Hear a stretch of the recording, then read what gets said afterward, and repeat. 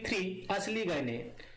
तो इस लेसन में हम लोग देखने वाले हैं कि जो एक बच्चा होता है वो अपनी माँ के प्रति क्या क्या करना चाहता है, और इस कहानी बहुत ही मजेदार है। आप इसको ध्यान से सुनिए, आपको बहुत अच्छा लगेगा।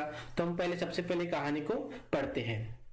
सुनो, समझो और सुनाओ असली गहने। बच्चों, तुमने अपने दादी नानी से बहुत सारी कहानियां सुनी होगी। आओ आज मैं तुम्हें एक कहानी सुनाता हूँ। कुछ वर्ष पहले की बात है। वीर सिंह नामक गांव था। उस गांव के छोटे से परिवार में एक बालक रहता था। वो बड़ा ही सीधा साधा, बुद्धिमान और होनहार था। लड़का कैसा था? सीधा साधा था और बुद्धिमान था और होनहार भी था। उसकी माँ का नाम भगवती देवी था। बच्चे का माँ का नाम क्या था? भगवती देवी था। पढ़ाई के साथ वह दिन रात अपनी माँ की सेवा में लगा रहता था। माँ भी उसे बहुत प्यार करती थी। माँ का जीवन सादा जीवन, उच्च विचार वाला था। माँ का जीवन कैसा था? सादा जीवन, और विचार कैसे थे? उच्च विचार थे। आपको कहानी ध्यान से सुनना है, क्योंकि कहानी खत्म होने के बाद में मैं आपसे कुछ सवाल करने वाला हूं। उन्हें तड़क भड़क पसंद नहीं थी।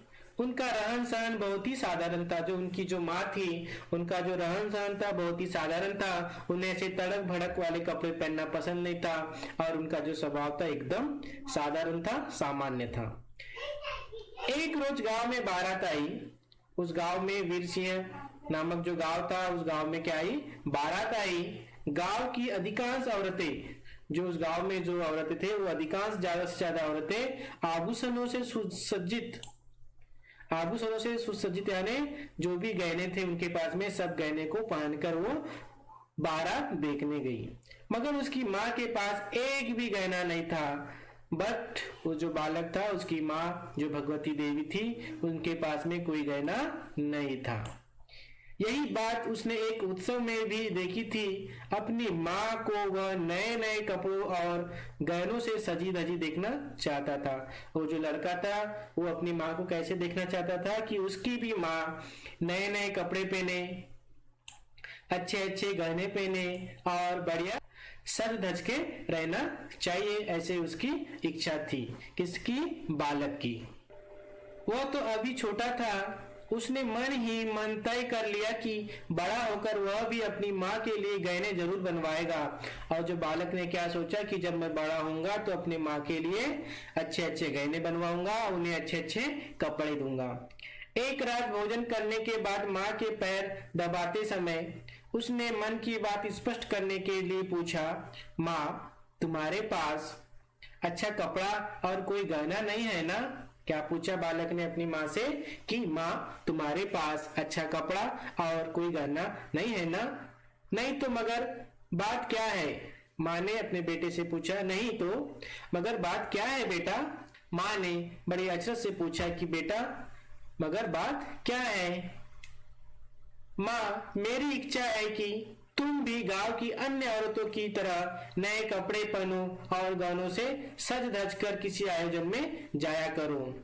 बालक ने अपनी इच्छा अपनी माँ से बताया कि माँ, मेरी इच्छा है कि आप भी जो भी उत्सव होते हैं उनमें अच्छे कपड़े पहनो और गहने पहनकर सज धज कर उस आयोजन में जाया करो। फिर बालक ने पुलकित होकर कहा, माँ, बड़ा होने पर मैं तुम्हारे लिए अच्छे अच्छे कपड़े लाऊंगा। ध्यान से सुनिए कि बालक ने अपने माँ से क्या कहा कि मैं जब बड़ा होऊंगा तो आपके लिए अच्छे अच्छे कपड़े लाऊंगा, तुम्हारे लिए गहने भी बनवाऊंगा। मैं क्या क्या करूंगा कि मैं जब बड़ा होऊंगा तो तुम्हारे लिए अच्छे अच्छे कपड़े लाऊंगा, तुम्हारे लिए गहने भी बनवाऊंगा। अच्छा, तो यह बात है। बेटे के प्यार में माँ का जो गला भर आया था और बड़े ही नम्र स्वर में कहा कि अच्छा, तो यह बात है। फिर मुस्कुराते हुए उन्होंने कहा, बेटे, परिश्रम से खूब पढ़ाई करो। माँ ने बेटे से क्या कहा है कि बेटे, परिश्रम से खूब पढ़ाई करो, बड़े बनो, तुम ही मेरे सबसे अच्छे गहने हो। और माँ ने कहा कि बेटा, तुम ही मेरे सबसे अच्छे गहने हो। आदमी गहनों और कपड़ों से नहीं बल्कि व्यवहार और कर्म से बड़ा बनता है। और माँ ने अपने बेटे से कहा कि बेटा, आदमी जो है अपने कपड़े और गहनों से बड़ा नहीं होता, वो अपने कर्म और व्यवहार से बड़ा होता है। बालक ने कहा, पर माँ, मेरी बड़ी इच्छा है कि मैं तुम्हारे लिए गहने बनवाऊं। बट बालक ने कहा कि माँ, मेरी बहुत इच्छा है कि मैं तुम्हारे लिए भी अच्छे गहने बनवाऊं। माँ कुछ देर सोचती रही, फिर बोली, बेटा, यदि तुम्हें अपनी माँ से इतना ही प्यार है तो मेरे लिए बस 3 गहने बनवा देना। बस 3 ही माँ, पर कौन कौन से? बालक ने अधीरता से सवाल किया। बेटे, इस गांव में विद्यालय नहीं है। क्या कहा माँ ने बेटे से कि बेटे, इस गांव में विद्यालय नहीं है। विद्यालय दूर होने के कारण गांव के बच्चे अशिक्षित रह जाते हैं। माँ के विचार सुनिए कि माँ ने अपने गांव के लिए क्या कहा कि माँ, बच्चे अशिक्षित ही रह जाते हैं, वे प्रगति नहीं कर पाते, इसलिए गांव में एक पाठशाला खुलवा देना। और माँ ने अपने बेटे से कहा कि हमारे जो गांव के बच्चे हैं वो अशिक्षित रह जाते हैं और जिससे उनकी प्रगति नहीं हो पाती, इसलिए सबसे पहले तुम हमारे गांव में एक पाठशाला खुलवा देना। मरीजों के उपचार की कोई व्यवस्था नहीं है। माँ ने फिर कहा कि हमारे गांव में मरीजों के उपचार के कोई व्यवस्था नहीं है। यहाँ उचित उपचार के अभाव में छोटे बच्चे एक जवान अकाल मृत्यु के शिकार हो जाते हैं और जो छोटे छोटे जो बच्चे होते हैं वो